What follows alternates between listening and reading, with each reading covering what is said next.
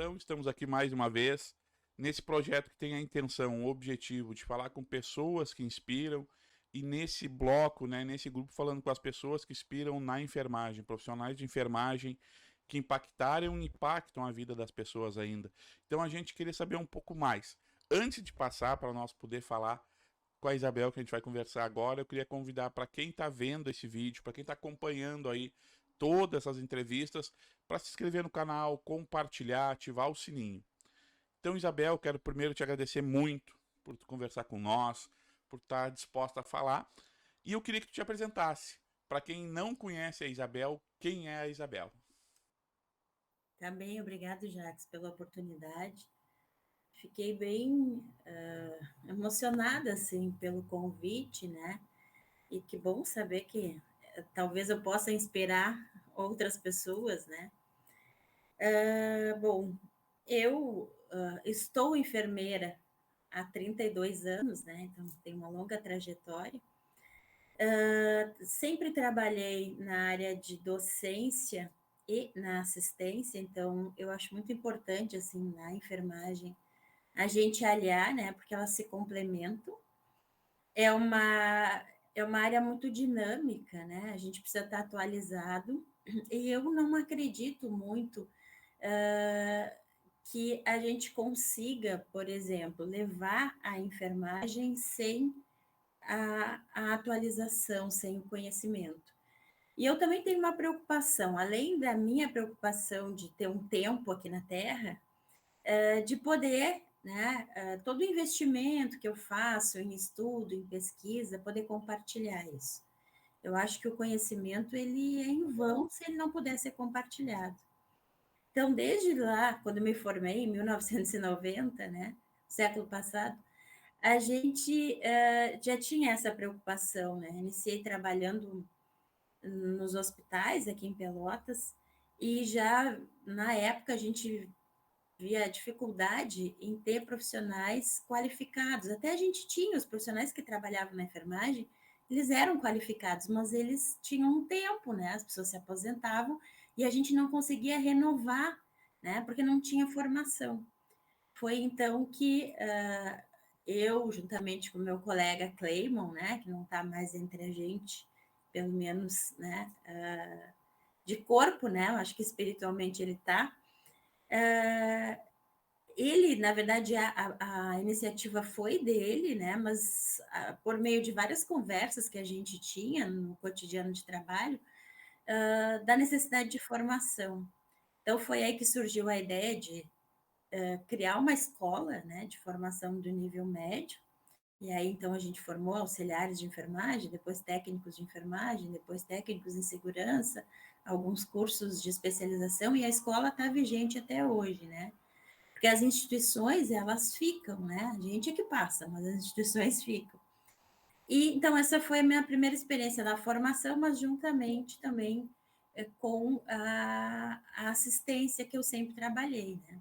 Aí tive toda a minha carreira na Universidade Federal como concursada, me aposentei em agosto do ano passado, né? Então, recentemente, mas concluindo mestrado e doutorado, que eu sempre estudei e acho que tem que estudar sempre, eu acabei entrando na universidade para ser docente também. Então, hoje eu sou docente da Universidade Católica. Então, me aposentei da assistência, mas continuo como docente. Isabel, e o que que te fez assim lá quando estava terminando lá o segundo grau, estava definindo os rumos assim, o que que te fez, o que que te trouxe para a enfermagem?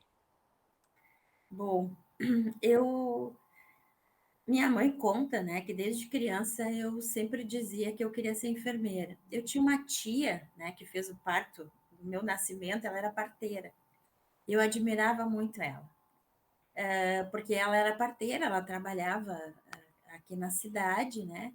E eu achava incrível, assim, né? Ela contava as histórias, ela sempre chegava e contava pra gente as histórias, né, dos partos, dos nascimentos.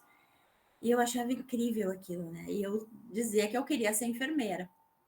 Porque ela, na época, ela não se dizia parteira, ela se dizia enfermeira, porque todos os profissionais de enfermagem, né, eram enfermeiros, a gente sabe disso, né? E aí ela era enfermeira parteira, né? Então, eu não tinha essa noção, assim, de que existia outra área na enfermagem que não fosse essa, da obstetrícia, né? Para mim, isso era ser enfermeira. Mas depois eu fui conhecendo outras pessoas também da família, na verdade, amigos da família. Conheci uma enfermeira, que de fato ela era enfermeira, que ela tinha graduação, que ela trabalhava na Santa Casa e ela era amiga de uma tia minha. Isso sempre me encantava, né? Ouvir essas conversas assim. E aí, quando eu morava em Canguçu, né? Então, vim para Pelotas para fazer o ensino médio e de lá já sempre com a ideia de fazer a faculdade de enfermagem. Aí, quando fiz o primeiro vestibular, já entrei, daí só foi. E se antes tu tinha essa tua tia, durante a tua graduação, tu encontrou alguém que te inspirou? Ali durante a graduação ali, tu viu, olha, realmente é isso que eu quero durante os estágios. Aconteceu esse encontro e se não alguém assim diretamente, alguma área específica que já te chamou a atenção? Então, durante a graduação, as coisas foram se consolidando, né? Porque a gente entra na universidade, eu tenho bastante cuidado com os alunos, porque a gente entra com algumas ideias, né? Do que vai ser. E aí a gente vai, então, entrando em contato, né? Sempre o início, né? Na minha época que eu me formei, a gente tinha um bloco teórico muito extenso, que eu acho ruim, né? Então a gente demorava muito para ter contato com a prática. A gente ia ter contato com a prática a partir do segundo ano, mas era um contato pequeno ainda, né? A partir do terceiro ano que a gente, de fato, entrava para a enfermagem, né? Que a gente começava a ter as aulas dentro das instituições de saúde, e na época era muito focado na questão da formação hospitalar, né? Mas os meus professores, eu sempre fui muito fã deles, assim, né? O próprio professor Cláudio, a professora Ausêndia, não sei se tu chegou a ouvir falar dela, ela era professora de cirúrgica e depois de UTI. Ela era encantadora, assim, o que me encantava muito na professora Ausêndia era a questão humana, né? Eu ficava encantada, assim, de ver ela abraçando os pacientes, porque a gente estava bem naquela época em que se dizia, né, que o profissional, ele tinha que deixar os problemas de lado, ele tinha que entrar e esquecer dos problemas, né? Então, mais voltada para a questão tecnicista, né? Essa foi a minha formação, mas ali no meio dessa formação eu tinha o professor Cláudio, que trabalhava com a questão da psicologia e da psiquiatria, o professor Ari, e a professora Ausêndia, que ela mostrava o quanto era importante para a enfermagem essa humanização, né? Essa aproximação com o outro, né? Esse encontro de fato. E lá eu fico até chateada assim de não nominar todos os professores, porque cada um ele trouxe a sua contribuição, né? Alguns ainda eu encontro assim e a gente relembra muitos momentos assim durante a minha formação que para mim aquilo sempre cada vez me encantava mais. A professora Ausêndia, ela era professora de UTI, então a gente fazia plantões na UTI, ela ia com a gente para a UTI, a gente fazia 12 horas na noite, porque ela dizia que a gente tinha que aproveitar o máximo, que a gente tinha que conhecer pelo menos 12 horas, que não podia ser só uma fotografia, como às vezes um estágio de 4 horas, uma prática de 4 horas. Ela dizia, não, vocês precisam compreender mais, vocês precisam mergulhar mais na enfermagem, acompanhar o paciente por mais tempo. Então, ela distribuía os pacientes para a gente e a gente acompanhava, a gente via o trabalho do enfermeiro, dos técnicos de enfermagem, a gente realizava os procedimentos, mas sempre aliando a questão da ciência, né? Ela trazia, ela fazia esse exercício com a gente. Então, quando eu saí, eu achei que eu queria ser enfermeira de UTI, porque eu me espelhava muito nisso. Mas a primeira vaga que teve foi em UTI neonatal, não era a minha área, né? Mas é óbvio, né, que eu aceitei, foi um grande desafio, estava sendo montada a UTI neonatal e pediátrica da Beneficência. Eu fui convidada a trabalhar lá. E aí fui entrando para essa área da pediatria, né, na área materno-infantil. Foi muito interessante também, trabalhei 18 anos em UTI neonatal, sempre acompanhando a questão também da docência, né. E aí depois de muitos anos dentro da UTI, algumas coisas, sempre buscando essa questão da humanização, do acompanhamento dos pais, da aproximação, da família, entendendo que o paciente, né, que a criança ela estava ali por um tempo, que a gente precisava entregar ela para a família da melhor forma possível, mas que a família também precisava estar habilitada para dar continuidade aos cuidados, né? Isso tudo é humanização. Então, eu fui fazendo várias especializações na área de humanização, total, acho que eu fiz 8 especializações, aí depois fiz mestrado e depois fiz doutorado. E quando eu estava na UTI, assim, algumas coisas iam me tocando, assim, nunca fiquei dura, né? As pessoas dizem assim, a gente fica por um tempo, a gente vai ficando mais dura. Não sei o que é isso. Né? Então, tudo me tocava, assim, e eu fui me preocupando com a questão dos cuidados paliativos, né? E aí, em 2005, eu já vinha estudando e achando que tinha que ter um outro jeito da gente cuidar das crianças graves, que tinham doenças ameaçadoras da vida, que não era esse de levar para dentro da UTI, deles ficarem longe, por exemplo, dos irmãos, dos coleguinhas, né? Eu achava que tinha que ter um outro jeito. E conheci a doutora Julieta, né? E aí a gente começou com a ideia de montar uma equipe de cuidados paliativos. A princípio, eu ainda era muito voltada para a área da pediatria, o meu foco era esse, né? Mas como o Hospital Escola ele é referência em oncologia, a gente montou a primeira equipe de cuidados paliativos para atender os pacientes, então, com doenças ameaçadoras da vida, mas que já não tinham mais possibilidade de cura. E aí foi montado o primeiro PID, né? Que de lá aumentou e hoje tem também o programa Melhor em Casa. E a partir daí eu fui me dedicando muito aos cuidados paliativos. E hoje eu acho que eu me sinto assim militante nessa área, né? Saí da prática lá na UFPEL, mas consegui montar um ambulatório de cuidados paliativos na Católica, juntamente com outros colegas, então continuo na assistência também, e na docência, né? Porque é uma área que a gente precisa evoluir muito. Quando a gente começou a trabalhar em cuidados paliativos, tratar sintomas físicos foi bem fácil, né? Porque a gente tem um arsenal, a gente tem material, a gente tem conhecimento, a gente tem orientações científicas para isso, a gente tem artigos, livros, tratar sintomas físicos não foi difícil. Mas chegou um momento em que, atendendo à necessidade física, necessidade emocional, necessidade social, né, com a equipe, cuidado paliativo a gente não consegue fazer sozinho, a gente precisa de equipe, né? Eu fui me dando conta que tinha uma área em que a gente não conseguia atender aquela necessidade, que era a área da espiritualidade. E isso é muito presente nos pacientes que estão enfrentando uma doença ameaçadora da vida, né? Então, vem esses questionamentos.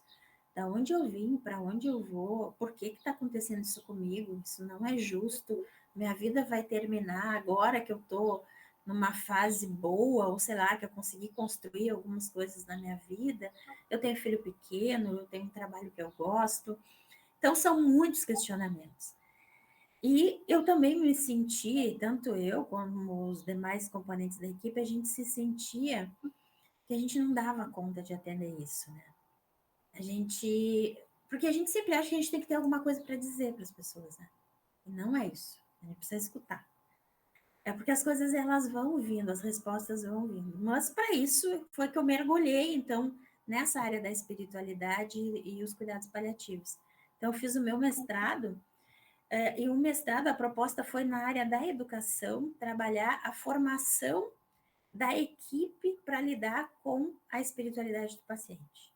Eu trabalhei com o referencial do Vygotsky, né, que é um referencial da educação, E aí, no primeiro momento, a gente trabalhou isso, né? Formando a equipe a partir do que cada um tinha, dos conceitos individuais de espiritualidade para cada um, para a gente conseguir ter um conceito para a equipe e saber acolher isso do paciente.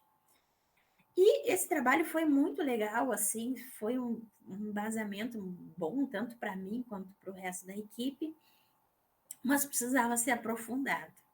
Aí, quando eu entrei no doutorado, a proposta foi, então, da gente estudar o sentido da espiritualidade para as pessoas que estavam morrendo, bem no final de vida.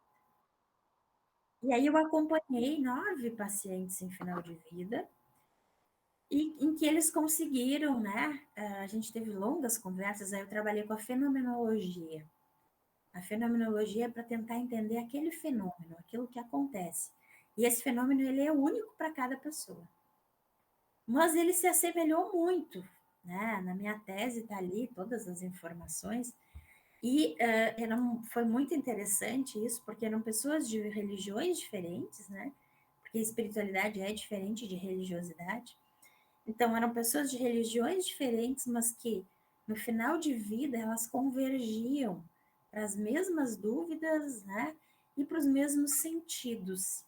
Porque o sentido, eu trabalhei com o referencial do Viktor Frankl, que ele é um médico, psiquiatra vienense, que ele passou pelos campos de concentração durante o período do Holocausto, né? Ele sobreviveu a 4 campos de concentração e ele foi se questionando, né?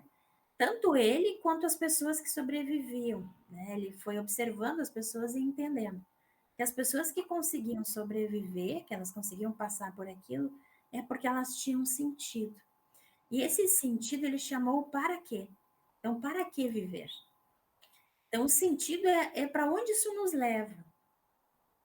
E na minha tese, os resultados que eu tive da minha pesquisa, que as pessoas elas tinham fazendo as reflexões, e é óbvio que eu provoquei essas reflexões, isso foi bom tanto para elas quanto para mim, provocando essas reflexões, o sentido delas não era para o fim, né? Era como se elas fossem passar de uma etapa, mas que a vida não terminava com a falência física e psíquica. Então, isso foi muito interessante, né? O resultado da minha tese, ele rendeu 4 artigos, todos foram publicados rapidamente, que também me surpreendeu, assim, porque é um assunto que não é muito tratado por enfermeiros. Né? As pessoas, a maioria me perguntava se eu era psicóloga, né? Porque, mas, gente, é o que eu sempre disse, nós somos os profissionais que mais nos aproximamos dos pacientes. E é óbvio que é muito importante a gente ter o psicólogo perto, a gente ter o fisioterapeuta, o terapeuta ocupacional, o nutricionista, né? Mas a gente tem esse contato muito frequente com o paciente, a gente precisa acolher, né, a demanda que ele nos traz, né? E, inclusive, essa demanda da dimensão espiritual, do cuidado espiritual. É uma fase em que, segundo o Frankl, é a única dimensão que vai permanecer a partir da falência psíquica e orgânica. Então, a gente precisa cuidar dessa dimensão, principalmente para o paciente em final de vida. E cuidar é acolher, é receber isso, é questionar, é ajudar a pessoa a encontrar um sentido. Não é eu que vou dar um sentido para ela, mas ela vai encontrar um sentido se eu auxiliá-la. Eu acho que é bem o que tu falou, assim, eu acho que pra gente da enfermagem, a gente que tá na assistência, parece que quando fala assim, que a gente quer ter as respostas, eu acho que a gente quer ter algo para fazer, né? Às vezes é tão desafiador, parece que a gente estudou, a gente se preparou e chegou ali, parece que a gente não tem mais nada para fazer, a gente fica a gente reparte a dor, né? Muitas vezes eu acho que isso tu falou, eu não consigo também assim pensar como a gente fica frio quando a gente tá ali, a gente tá cuidando, vendo a família, vendo todo mundo.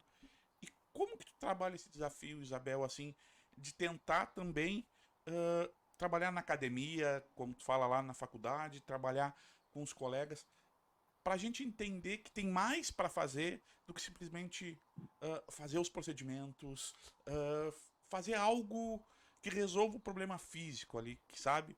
É algo. Agora trabalhando no HE, que é um hospital que é referência oncológica, assim, te digo que sempre é um desafio para mim, assim, sabe? Quando chega lá o paciente, independente da idade, ou quando a gente conhece ele, quando ele tem um diagnóstico lá que vai ser indicado, tem esse direcionamento para o cuidado paliativo. E eu queria já também aproveitar, se pudesse definir para nós o que são cuidados paliativos. Então, que bom, né, a gente poder falar sobre isso. Cuidados paliativos, na verdade, é uma estratégia de cuidado, né, que visa atender a demanda de pacientes, né, e familiares que tenham doenças ameaçadoras da vida. Antigamente, se falava que cuidado paliativo era para paciente terminal. Isso a gente não usa mais, sabe por quê? Porque terminais todos somos. Eu sou terminal, tu também é. Todo mundo que está nos ouvindo é terminal. Né? Então, são pacientes que têm doenças ameaçadoras da vida. Essas são inúmeras. É um arsenal. Eu posso dizer muitas aqui, e mesmo assim eu não vou conseguir dizer todas, né? Por exemplo, pacientes com doença obstrutiva crônica, com câncer, né? A gente sempre reconhece e acha que o paciente com câncer é um paciente que tem indicação de cuidados paliativos. Sim, por quê? É que é um paciente que traz muito sofrimento, a doença em si, né? A doença e o tratamento demanda bastante sofrimento. Mas as demências são pacientes que, né, que precisam de cuidados paliativos, as neurodegenerativas, né? Todas as doenças que elas não têm cura, mas que a pessoa ela pode conviver com ela. Mas o cuidado paliativo, ele visa aliviar sintomas. E aí são sintomas físicos, emocionais, sociais e espirituais. Além dessas 4 dimensões da pessoa, né? A gente tem que saber que essa pessoa, ela vive num contexto social. Então, ela tem uma família. Normalmente, ela tem um cuidador, quase sempre um cuidador é aquela pessoa que mais se dedica. Mesmo que tenha uma família ampla, sempre tem aquela pessoa que mais se dedica. Essa pessoa ela também fica com necessidade de cuidado, porque o fato de tu te dedicar tanto ao outro, inúmeras vezes tu esquece de ti. E essa pessoa também precisa ser cuidada. Por isso que os cuidados paliativos, eles são abrangentes, né? Eles são indicados para pessoas de qualquer idade, né? A gente tem muito neonato em cuidados paliativos, que nascem, que vão viver alguns dias, algumas horas, mas que precisam de cuidados. Pessoas idosas, né? Hoje a grande maioria dos pacientes em cuidados paliativos são idosos, mas também a gente tem muitas pessoas em idade adulta, né? Que tem câncer, por exemplo, né? Que tem esclerose lateral amiotrófica, né? São pacientes em cuidados paliativos que a gente precisa fazer com que o tempo de vida delas, de fato, seja tempo de vida. Eu sempre digo assim, que os cuidados paliativos, às vezes as pessoas elas têm medo, né? Ah, eu não quero ser encaminhada para os cuidados paliativos. Mas o que a gente tem hoje de dados? Que as pessoas que recebem cuidados paliativos, elas vivem mais, porque elas têm mais qualidade de vida. Né? Então, a gente vai buscar dar qualidade de vida dessas pessoas aliviando os sintomas. Ninguém precisa sentir dor, ninguém precisa sentir náusea. Né? Ninguém precisa ter esses sintomas que podem ser aliviados com o uso de medicamentos e também com técnicas não medicamentosas. Então, os cuidados paliativos são essa estratégia, são várias estratégias de cuidado, né? Mas que precisa proteger do sofrimento. É essa, eu sempre digo que cuidado paliativo também é um cuidado preventivo, porque a gente previne o sofrimento. Entendi. É complexo, né? É É, desafiador, né? É desafiador, né? E como é que tu trabalha isso com o profissional? No profissional já formado, quem tá lá trabalhando, e como é que. Porque o cara que já se formou, que tá lá, ele acaba se acostumando com a rotina e ele tem culturalmente algumas práticas, né? Como é que isso é levado como é que é trabalhado isso profissional e como é que trabalha isso lá na faculdade, lá, onde muitas vezes na graduação o aluno, o estudante, ele tem aquela vontade do procedimento, aquela vontade do fazer. Como é que trabalha isso? Então, essa é uma cultura, né? A gente tem essa cultura do tecnicismo, né?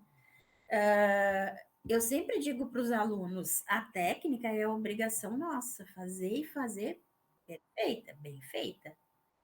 Mas isso é o mais fácil, né? Porque isso a gente treina. A gente treina em laboratório, a gente treina na prática, e isso é fácil. O difícil é a relação, porque cada ser é único. Então, mesmo que eu venha com todos os meus conceitos, esses conceitos eles podem de nada adiantar frente àquela pessoa que está ali com outras demandas. Uma pergunta-chave que a gente faz para os pacientes em cuidados paliativos: o que importa para ti agora? O que de fato importa? E a partir disso, é que a gente, às vezes, eu vou lá pensando, por exemplo, o paciente, na época que eu trabalhava no PID, o paciente vinha quase sempre com uma demanda física, né? Porque o encaminhamento é muito focado nos sintomas físicos. Quando a gente chegava, às vezes não era isso. A preocupação era porque era um pai de família que era responsável por prover alimentos, prover, né, as necessidades da família, e ele estava sem conseguir trabalhar, ele não tinha nenhum vínculo, então não tinha nenhuma renda, e a preocupação é como é que a minha família vai ficar, a gente está passando necessidade, às vezes a preocupação era muito mais essa. Em outros tempos, né, se diria, isso não é problema nosso, isso é problema nosso, sim. Em cuidados paliativos, isso, gente, e aí eu digo que não é só em cuidados paliativos, né? Porque o que a gente fala o tempo inteiro na enfermagem? Que a gente cuida da integralidade. Integralidade é isso. É entender a pessoa em todas as suas dimensões. Física, emocional, social e espiritual. E isso é uma dimensão social, a de não ter alimento dentro de casa, ter essa responsabilidade de alimentar a família, de prover das suas necessidades, isso é uma responsabilidade muito grande da pessoa e é um peso ela não conseguir dar conta. Então, a gente precisa arranjar um jeito de ajudar. É óbvio que a gente tem assistente social que vai nos ajudar, né? Que a gente vai ter que achar uma forma, né? De conseguir ajudar essa pessoa. Existem muitos benefícios que as assistentes sociais sabem, elas conhecem os caminhos, né?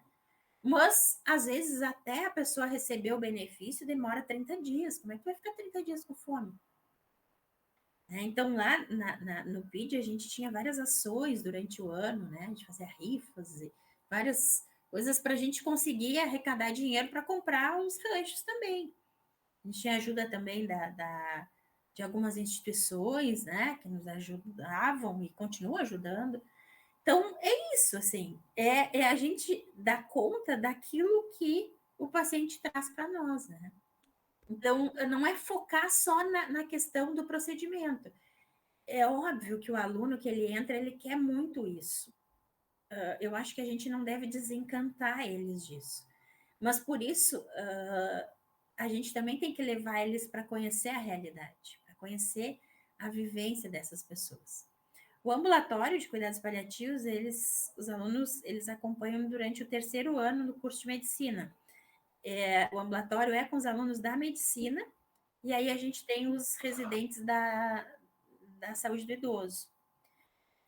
Mas a enfermagem, na católica, desde o primeiro semestre, desde o primeiro momento que eles têm aula comigo, eles já têm aula de cuidados paliativos, porque cuidados paliativos é transversal, ele entra em qualquer disciplina. Desde a saúde coletiva, saúde do idoso, saúde da criança, saúde da mulher. Então, ele é transversal. E eu dou aula também em outros cursos, dou aula também na psicologia.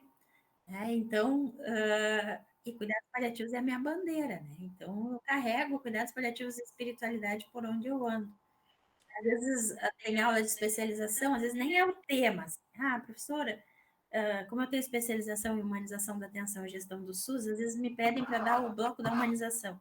Eu digo que humanização tem tudo a ver com cuidados paliativos. Então, é óbvio que vão ter uma aula de espiritualidade e uma aula de cuidados paliativos. Isabel, trazendo um pouquinho assim, tu tem essa presença muito presente na formação. Te pedir para falar lá do início lá. Estou o nome de uma pessoa que é muito importante para a enfermagem, né? Para a enfermagem da nossa região, que deixou um legado, né? Que é o professor Cleimo.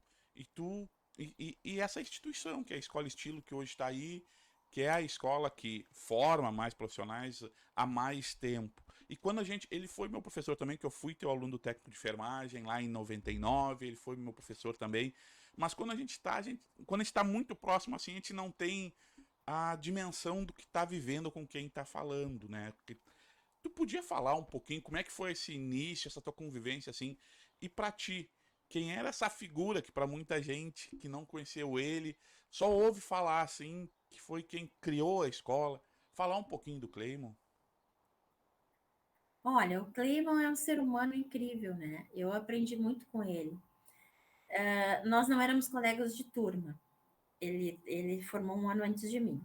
Então, quando eu fui trabalhar na Beneficência, eu já entrei em duas instituições. Na época a gente tinha muito emprego, né? Tinha muita necessidade de ter a formação de enfermeiros, só tinha na UFPEL, né? E formavam.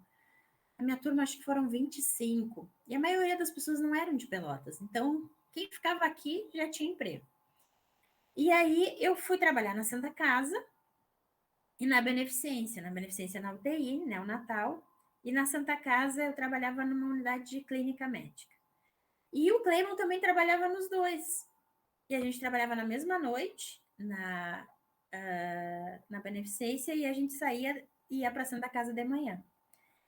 E a gente convivia muito, porque ele era o supervisor, né? E eles sempre diziam: olha, essa área de pediatria, tu nem me chama, porque eu não quero saber, porque eu não gosto de trabalhar com criança, porque eu tenho pena das crianças, assim ele dizia.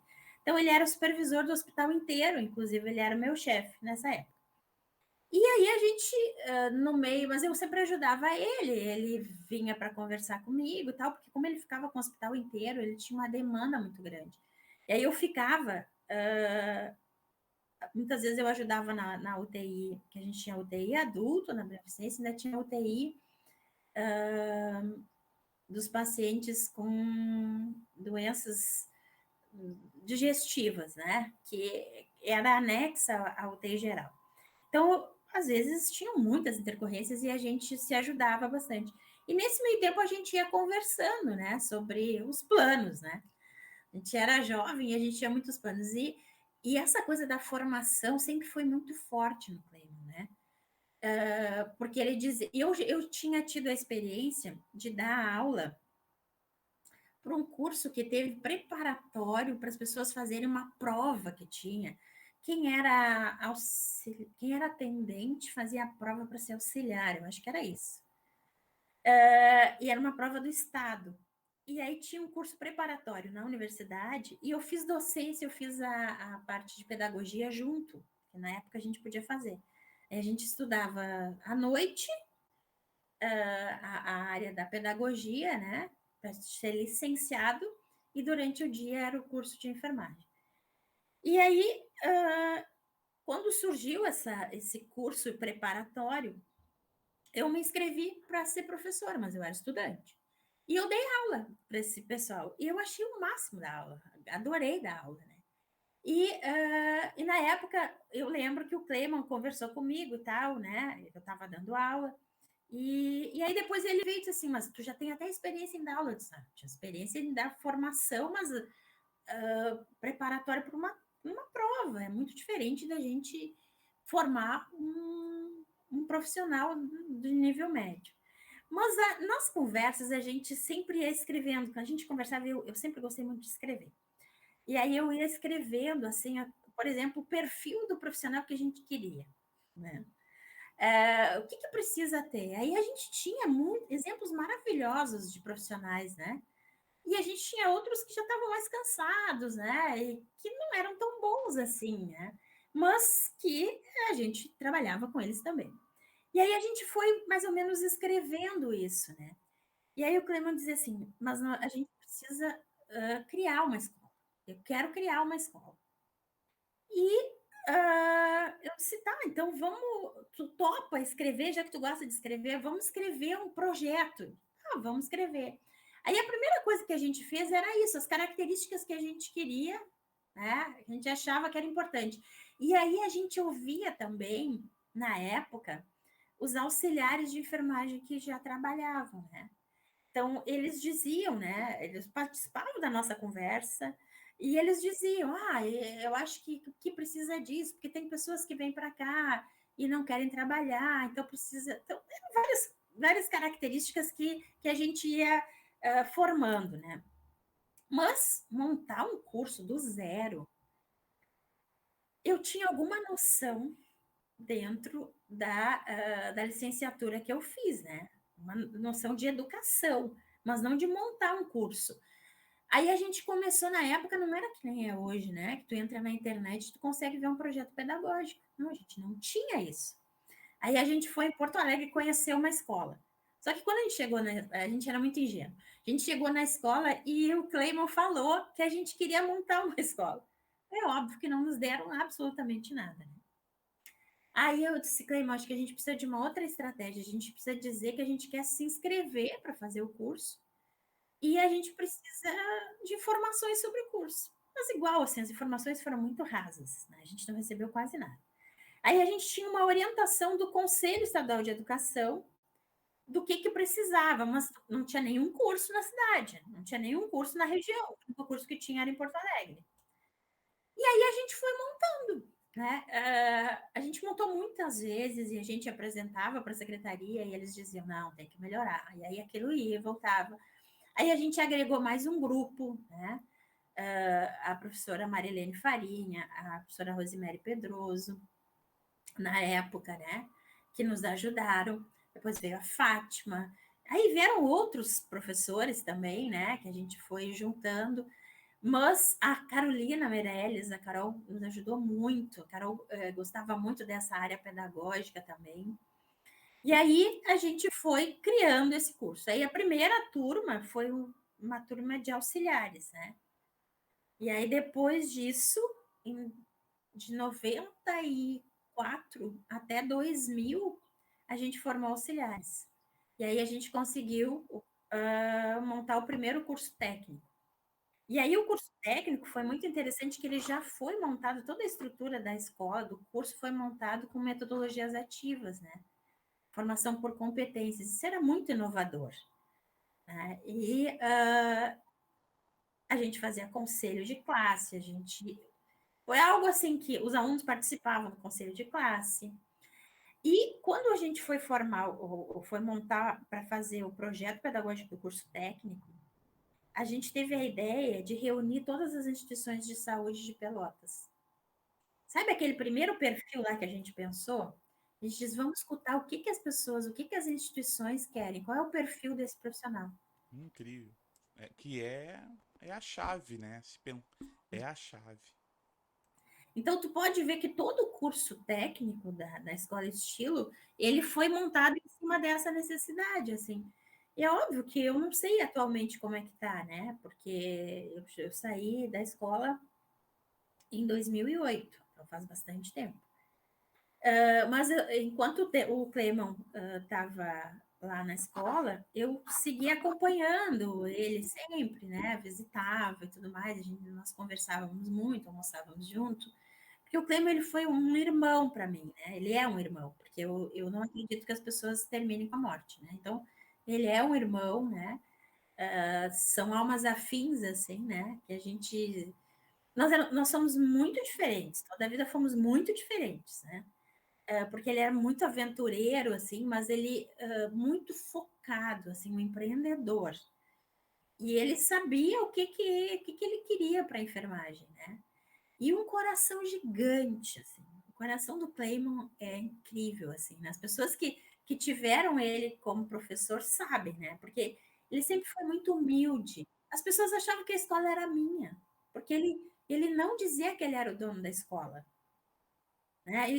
Quando as pessoas perguntavam, eu dizia, não, é porque ele dizia tudo com a Isabel. Né? Porque é como se eu fosse dona da escola, e não, nunca fui nem sócia da escola. Eu sempre fui parceira, né? da escola, fui diretora da escola por muito tempo, porque quando surgiu, quando a gente conseguiu abrir a escola, para ser diretora precisava ter um curso, uma formação em administração, e na época eu sempre tive mania por fazer especializações, né? E aí eu tinha já a especialização em administração, eu tinha a formação pedagógica também, e aí eu fiquei de diretora da escola por todo o tempo que eu fiquei na escola. Então foram longos anos, né? Sabe, eu sou fruto da primeira turma de técnico de enfermagem, a Tec 1, né? Que foi de 99 a 2001. Foi a Uhum. nossa 120 formamos juntos naquela primeira. E eu lembro quando a gente se formou, e agora nas conversas que a gente tem aqui que tá tendo, que essa questão de quando se forma, eu acho que ela independe do tempo. A expectativa era, será que vai ter lugar para todo mundo quando a gente se formar, né? Mas não tinha técnico na cidade, não tinha técnico na região, então todo mundo foi, de certa forma, se acomodando. E aí, indo também, levando em conta o que tu falou agora, que eu acho que isso é a chave, pensando para quem está formando, para quem está trabalhando na formação, tentar entender o mercado também, né? Tentar entender o que as instituições que contratam, tentar conversar com elas para ver realmente o perfil. E aí, nessa linha, assim, hoje, o nosso cenário de hoje, que é bem diferente do cenário lá de quando tu te formou, que não tinha tanto enfermeiro, hoje é um grande desafio, tanto para o enfermeiro quanto para o técnico de enfermagem, quanto se forma, que o mercado de trabalho tem muita gente no mercado de trabalho. Qual seria a característica, Isabel, que tu acha que se encaixa melhor hoje no mercado de trabalho? Qual a característica do profissional para conseguir, logo após a formação assim, conseguir se inserir no mercado de trabalho? Eu acho fundamental, assim, que o profissional, que ele tenha sede de conhecimento, mas que, acima de tudo, ele consiga fazer boas relações, que ele seja humano. Porque a questão técnica, né, como a gente já falou, a gente desenvolve, mas a capacidade de relacionamento muda muito, assim, ó, porque tu tem que te relacionar na enfermagem, a gente tem uma necessidade muito grande de se relacionar com o paciente, com o cuidador, com o nosso colega, com as nossas chefias, com os outros profissionais da área da saúde. Então, a nossa capacidade de relação, ela precisa ser muito boa. E qual é o segredo disso, né? Eu acho que nós, enfermeiros, e também os técnicos de enfermagem, a gente tem que se apropriar do nosso núcleo do conhecimento. A partir do momento em que eu domino meu núcleo do conhecimento, eu consigo me relacionar com os outros. Porque às vezes eu vejo as pessoas assim, porque não reconhecem a enfermagem. Mas o enfermeiro, ele reconhece o seu papel, ele se apropria do seu papel, de fato, ele na equipe, ele mostra o seu papel, ou ele fica esperando que os outros mandem ele fazer? Então, eu acho que a primeira coisa para trabalhar em equipe é domínio do núcleo de conhecimento. Então, quem domina o núcleo de conhecimento da enfermagem é o enfermeiro, é o técnico de enfermagem nas suas atribuições, né? Então, ninguém mais tem que dominar isso aqui, a não ser nós. Então, a partir do momento que eu me aproprio disso e que eu consigo me relacionar, e que eu consigo conversar, eu vou ter autonomia. Eu sempre digo, as pessoas dizem assim, mas é muito difícil a enfermagem ter autonomia. O que dá autonomia é o conhecimento. Eu posso dizer para o meu colega, sei lá, médico, psicólogo, fisioterapeuta, se ele vem dar uma opinião sobre a minha área, eu posso ouvir, mas eu tenho que ter propriedade para discutir com ele, para dizer, olha, não é isso. É fundamentado nisso, é isso, isso e isso. Né? Agora, se eu não tiver isso, eu vou me anular, e aí eu não vou ter mesmo autonomia. São áreas assim que às vezes a gente vê que outras áreas estão crescendo e que parece que a enfermagem não se dá conta que tem que se apropriar do que é seu. gente vai perdendo espaço, né? Vai perdendo espaço porque não quer estudar, porque não quer se apropriar, porque se acomoda. E hoje é tão mais fácil, sabe? A gente com essa função da internet, tá tudo tão mais fácil de tu buscar, tu tentar primeiro reconhecer que tu não sabe. E aí quando tu não sabe, tu buscar para poder saber um pouco, sabe? Quando na minha vivência de técnico de enfermagem eu tive um enfermeiro que trabalhava comigo, quando a gente perguntava muito, a gente testava o enfermeiro muito, ele acabava sempre falando, quando ele conseguia falar ali, naquele dia ele respondia, senão no outro dia ele trazia para nós, ele tinha o hábito de levar, mas não tinha internet, né? Parece que sempre teve internet, mas não tinha internet, não tinha computador. E ele no outro dia ele trazia livro. E trazia, olha, o que eu falei ontem está aqui. E aquilo foi marcando, e durante a faculdade isso foi que eu peguei o hábito, e a gente eu faço isso muito ao natural, quando eu cheguei no hospital lá, eu lembro do Romir, que trabalha no HE, trabalhava na UTI, o Romir e o Jober, eles até debochavam de mim depois, porque quando eu cheguei eu tinha o hábito muito, tinha construído o hábito muito de buscar uma referência para poder dizer aquilo que a gente está falando. E às vezes nas coisas, eu lembro de uma vez do catéter de oxigênio, que eu falei, vamos botar o catéter tipo óculos, que é mais confortável, a gente não precisa colar, e os guri, não, mas não vai ofertar. E aí eu tinha lido um tempo um documento da Associação de Pneumologia que explicava do conforto, e eu imprimi e botei para eles. E aquilo virou um hábito de imprimir. Aí um dia chegou na porta e falou, Jax, aí eu falei, fala, não, tu vai imprimir um papel, e aí ele perguntou, o que a gente faz agora? Então acho que é isso, a gente reconhecer que a gente não sabe, quando a gente sabe, a gente fazer uma forma de poder repartir isso, que passa pela segurança, né, Isabel? Acho que o time, aí falando muito no time da enfermagem, os técnicos querem a segurança para fazer o procedimento. E eles vão.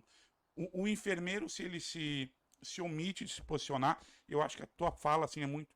E posicionar é conhecimento, né? Quanto mais conhecimentos a gente tiver e a gente conseguir achar penso eu, uma maneira de repartir isso na equipe, mais harmônica vai ser essa equipe, né, que a gente trabalha, e melhor vai ser para o paciente que a gente está cuidando no final de tudo, né? Eu penso assim. Eu gosto muito das rodas de conversa, né? Eu sempre trabalhei com isso dessa forma, assim, de sentar com a equipe e de conversar. Às vezes a gente pode. Eu tive várias experiências assim com equipes, né, em que a gente elencava, por exemplo, um tema para falar naquela semana. E aí cada um podia buscar alguma coisa sobre aquele tema. E aí tinha um momento que a gente sentava e todo mundo falava o que tinha conversado sobre isso. Isso seguiu, né? Depois no PID a gente trabalhava, a gente tinha um grupo que a gente estudava espiritualidade, depois do meu mestrado, a gente seguiu, porque os profissionais eles vão mudando, vão trocando, né? E aí a gente tinha um grupo que a gente discutia espiritualidade.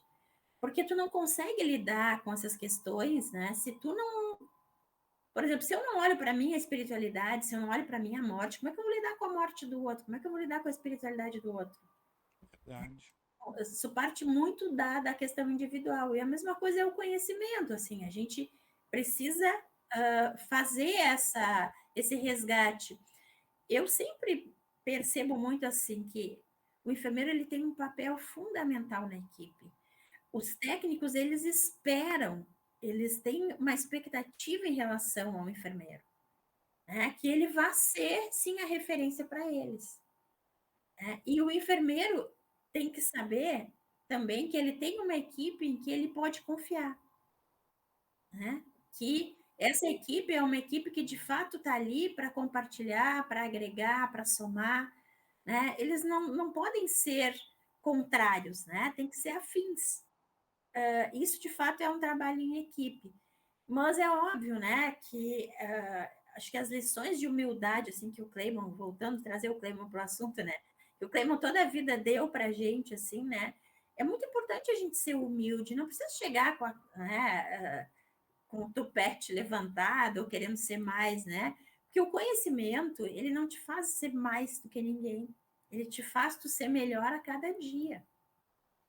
Né? Mas os seres humanos, eles são incomparáveis. Eu não posso me comparar com o Jacques, porque o Jacques é uma pessoa, eu sou outra, não existe comparação.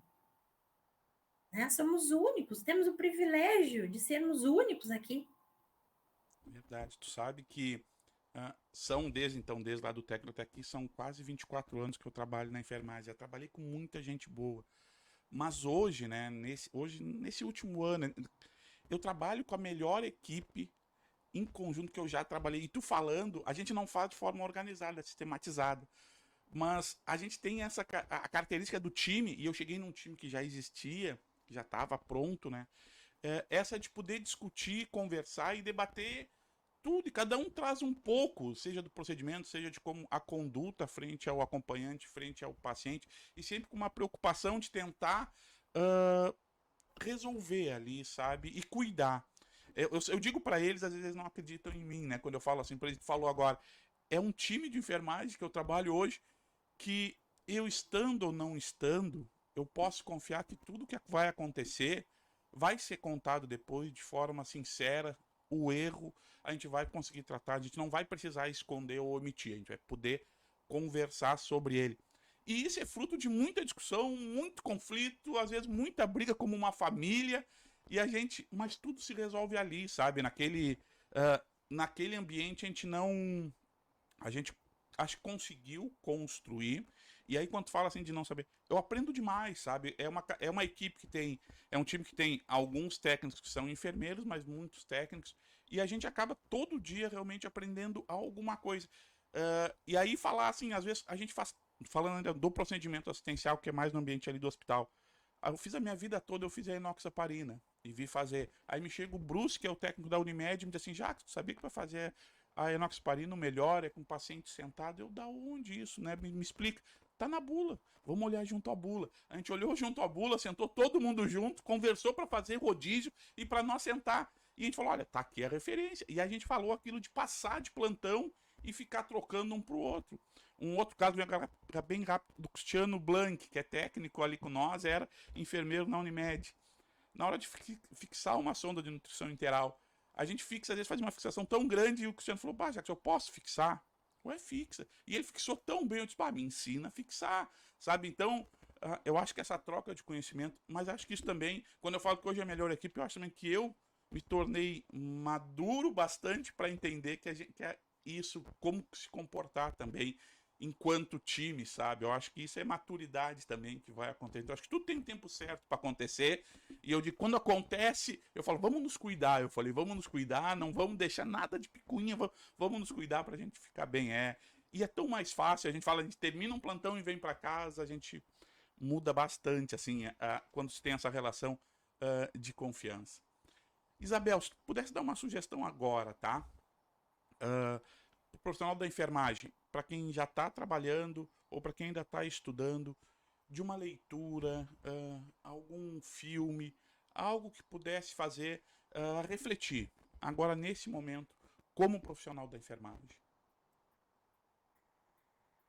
Olha, eu acho muito interessante, assim, muito importante que a gente tenha autoconhecimento. Então, qualquer livro que busque esse autoconhecimento, eu acho que vale a pena, né? Eu gosto muito de um livro do Viktor Frankl, até vou pegar ele para mostrar aqui.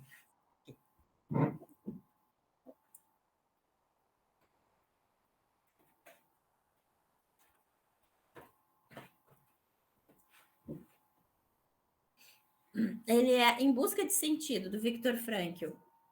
Ele é um livro que fala toda a trajetória dele no campo de concentração e que faz muitos questionamentos, né, sobre o que de fato importa na vida da gente, qual é o sentido que tem a vida da gente. Porque a gente vive nessa sociedade assim muito acelerada, né? E aí a gente tem que ter cuidado com isso, porque senão a vida passa. E a gente não se dá conta de entender o sentido da nossa existência. Eu percebo muito isso, como eu acompanho pacientes em final de vida, que chega lá no final de vida e as pessoas elas estão desesperadas por coisas que elas deixaram de viver. Então elas não estão preocupadas com o dinheiro que elas deixaram na conta bancária, elas não estão preocupadas com a herança que elas deixaram, mas elas estão preocupadas com as relações que elas deixaram de viver, né? Com os abraços que elas deixaram de dar, com as conversas que elas deixaram de ter. Às vezes a gente faz esse resgate assim de família, pessoas próximas, irmãos, amigos, sobrinhos, pessoas que eram muito importantes e que as pessoas perderam contato, né? Então, acho que isso vale a pena, assim, as pessoas entenderem o sentido. Por isso que eu falo desse livro aqui. Porque esse livro, ele faz a gente refletir um pouco sobre a nossa existência, sobre qual é o sentido de eu estar na Terra. Entendi. Eu estou aqui, né? Que sentido faz isso? Para onde eu vou? Né? Já o Heidegger diz que o sentido da vida é a morte. E a gente sabe, mas é nesse percurso até chegar lá, né? Eu posso ir encontrando outros sentidos. Se tu. É bem, faz a gente pensar mesmo, né? Se tu pudesse agora, se a Isabel pudesse voltar lá na Isabel mocinha, que tá definindo lá os rumos. Agora tá saindo do segundo grau, tá definindo o que vai fazer. O que tu diria pra Isabel mocinha lá? Faz enfermagem, repensa. Qual a mensagem que tu daria pra Isabel mocinha? Com certeza, eu diria que era para ela seguir o rumo que ela queria mesmo, porque, assim, ó, o que eu acho, a enfermagem eu acho que é um privilégio que a gente tem, né? Eu tenho encontrado a enfermagem, não sei se eu já tive essas outras experiências em outras vidas, eu acredito que a gente tem inúmeras vidas, eu acredito que eu já morri 1 milhão de vezes, né? Por isso que hoje, para mim, a morte é uma coisa bem tranquila, assim, né? Justamente porque eu acho que também eu vou mudar de fase, né? Mas é importante que, enquanto eu estou aqui, que a minha construção, que a gente falou do legado do Clayman, né? Eu acho incrível o legado do Clayman, né? Eu falei isso para ele antes dele morrer ali, né? A gente fez uma retrospectiva, né? A gente sempre foi próximo, a gente esteve bem próximo naqueles momentos ali, porque é isso, a vida dele valeu a pena, né? O que ele construiu aqui. Olha, a enfermagem de Pelotas e da região, né? O quanto mudou a partir da formação dos técnicos, dos auxiliares, dos técnicos de enfermagem, né? Então, eu entendo que a profissão de enfermagem, tanto técnico como enfermeiro, nos dá o tempo inteiro essa visão de realidade. A gente está ali cuidando de pessoas. Eu sempre digo, eu agradeço todos os dias que eu ainda estou cuidando, que eu ainda não estou sendo cuidada. Mas vai chegar um momento que eu vou precisar ser cuidada, né? Porque todo mundo passa por isso. Né? É raro não passar. A maioria das pessoas, elas têm doenças crônico-degenerativas. Mas, né, vá que eu não passo por isso. Mas se eu não passar agora, eu já passei. Então, acho muito interessante isso. Acho que é um privilégio. Por isso que, se eu tivesse que decidir, eu voltaria a ser enfermeira. E como tu te sente assim quando tu escuta que tu inspira pessoas, que tu é referência para pessoas, e não só para colegas, assim, que quando fala Isabel, tu vai pegar um familiar, vai pegar um acompanhante que teve contato contigo, um paciente, sempre te fala, te coloca num espaço, em um lugar assim de muito carinho, muito cuidado e inspirador. Principalmente para nós da enfermagem, tu vai falar sempre uma referência. Como é que tu sente isso, esse legado? Tá deixando esse legado para nós, tá construindo esse legado. Olha, isso aquece meu coração. Porque, de fato, é isso que eu quero ser, né? Isso é importante para mim, isso é vital para mim, assim, ó. Eu consegui me relacionar bem com as pessoas, eu consegui fazer com que ele alivie um sintoma, seja ele físico, emocional, social ou espiritual. Eu tenho uma boa relação com meu colega. Eu fico pensando, é muito provável que eu esteja, talvez, no caminho, não digo caminho certo, né? Mas que eu esteja seguindo aquilo ali que eu me propus, né? Que a minha vida esteja dando sentido a outras vidas também, né? Porque isso é uma das coisas que a gente vem ao mundo, por isso que a gente não vem sozinho. A gente também tem que fazer sentido para as outras pessoas, aquelas que convivem diariamente com a gente, né? E às vezes eu digo, os nossos colegas às vezes convivem mais com a gente do que a própria família, né? Verdade.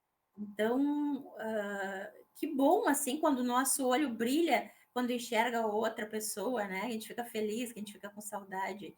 Então, eu acho que esses encontros é o que de fato valem a pena, né? Eu fico muito grata, assim, por isso, saber disso. Tá bem, mas faz sentido. Perguntar um assunto que a gente pergunta para todos que passam aqui, que eu acabou que ia perguntar antes, acabou que a conversa fluiu e eu não posso deixar de perguntar. Tu passou por vários momentos na enfermagem em relação a essa discussão do piso da enfermagem, né, dessa valorização. Dentro dessa caminhada, tu lembra de algum momento na história da enfermagem que a gente esteve tão perto de conquistar o piso? O que que tu acha do piso, assim, está sendo conduzido de forma correta? E se tu tem esperança que a categoria agora ela vai ter um piso salarial? Olha, eu sempre tenho esperança. Se tu for me perguntar, eu sempre vou ter esperança. Eu acho que agora está mais próximo, né?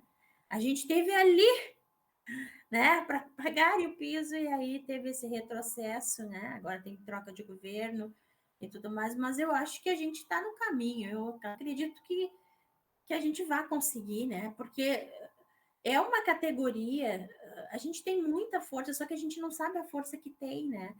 E também é muito complicado, por exemplo, fazer uma greve na enfermagem, né? Porque qual é o nosso foco? A gente olha para as pessoas, né?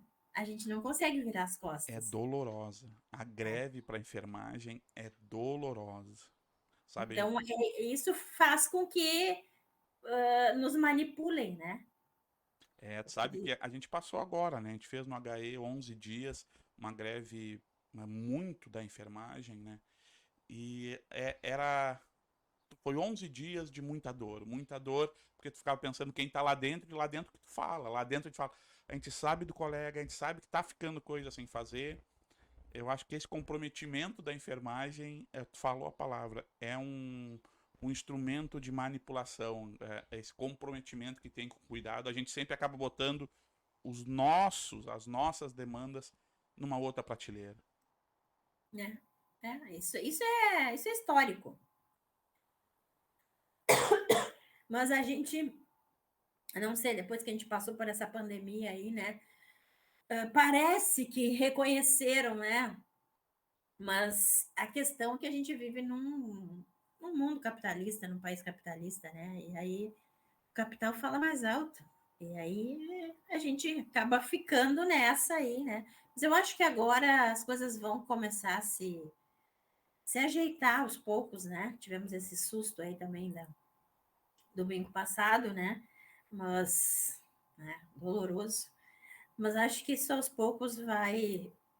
E eu acredito que sim, que a enfermagem vai conseguir receber, né, esse dinheiro, porque na verdade a lei já existe. Agora falta de fato as pessoas pagarem, né? Amém, amém. Quero te agradecer muito por essa nossa conversa. Uh, Abrir o espaço para ti agora, se tu quer falar alguma coisa que eu não perguntei que tu queria, deixar um recado final aí para quem está conversando com nós, quem estava nos acompanhando. Eu quero também agradecer, né, a oportunidade de estar conversando contigo, né? Eu acho, falou ali que eu fui tua professora, eu me lembro disso. Eu nunca esqueço dos alunos, assim. Às vezes eu não lembro do nome, né? Não é o teu caso, né? Porque o teu nome nunca esqueci. Mas às vezes são muitos alunos e às vezes a gente dá algumas aulas, assim, né? E a gente não lembra do nome, mas eu não esqueço do rosto das pessoas. Uma vez eu vendo, eu sei quem é. E o recado final, assim, além de agradecer a oportunidade desse bate-papo, passou tão rápido essa hora, é de dizer, assim, que a enfermagem vale a pena, né? Que é uma área que alia a ciência com a humanidade, né? Então, além da. É óbvio, né, que tem a questão salarial, que a gente trabalha, que não é enfermagem por amor. Eu sempre critico os meus alunos quando eles botam isso, né? Enfermagem por amor. Ele pode ser com amor, mas não é por amor. Nós somos uma profissão que a gente tem o reconhecimento da sociedade, porque olha na pandemia, se não fosse a enfermagem, o que seria, né? Mas que a gente precisa sempre aliar a ciência com o humanismo, com a humanidade, né? Porque senão a gente se perde. Esse é o nosso foco. Né? Lá veio desde a Florence, né? Então, a gente precisa seguir isso e sempre lutando por dias melhores e, com certeza, né, pelo reconhecimento do nosso piso salarial. Era isso, agradecer a oportunidade, né, e dizer que o professor Cláudio, ele tem a frase, ele deve ter falado, né, que o bom de ser enfermeiro é ser enfermeiro apesar de tudo, não é assim que ele Isso, fala? ele deixa duas frases, ele deixou as frases aí para nós aí. Essa frase dele eu escutei lá em 1990, né? Não, desde 87. Eu acredito muito nisso também, né? Para mim é um mantra, né? Essa frase do professor Cláudio, né? Eu acho que vale muito a pena ser enfermeiro, né? Porque a gente tem a experiência humana, a gente tem essa vivência humana que faz com que a gente tenha crescimento, né? Tanto pessoal também como essa questão do coletivo, né? A gente tem essa preocupação com o coletivo. E eu acho que isso nos faz muito humanos. Tá bem, então. Muito obrigado, viu?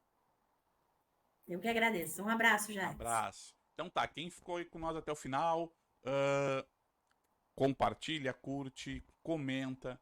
E quer indicar alguém para nós gravar, para nós conversar, é só falar, tá bem? Forte abraço.